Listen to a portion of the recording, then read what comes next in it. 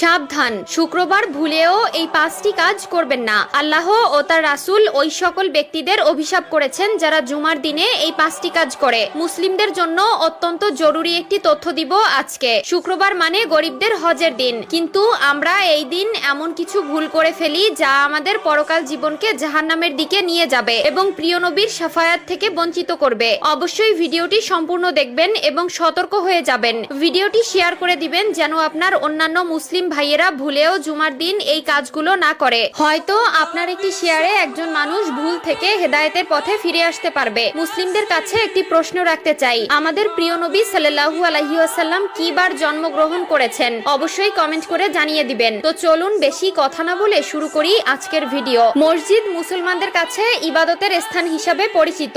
এরপরও আমরা মসজিদে এমন কিছু কাজ করে থাকি যা মসজিদের পবিত্রতা নষ্ট করে। তাই মসজিদের পবিত্রতা রক্ষার জন্য কোরআন হাদিসে নিষিদ্ধ বিষয়ের উপর লক্ষ্য রাখা উচিত। 1 নম্বরে কোনো নামাজি অন্য নামাজিকে উঠিয়ে দিয়ে বসা যাবে না। রুদ্দুল মুখতার 630। মসজিদের ভেতরে প্রতি ওয়াক্ত নামাজ একই স্থানে আদায় করার জন্য কোনো লোক নির্দিষ্ট জায়গা রাখতে পারবে না। 2 নম্বরে রয়েছে মসজিদে হারানো বস্তু তালাশ করা যাবে না, কারণ মসজিদে দ্বীনের কথা বা কাজ ব্যতীত অন্য কোনো কথা